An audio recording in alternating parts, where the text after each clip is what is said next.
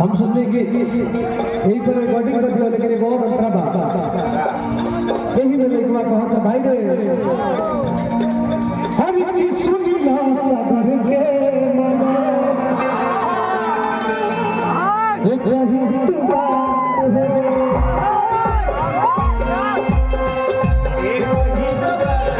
अब तो ससुरा से करी है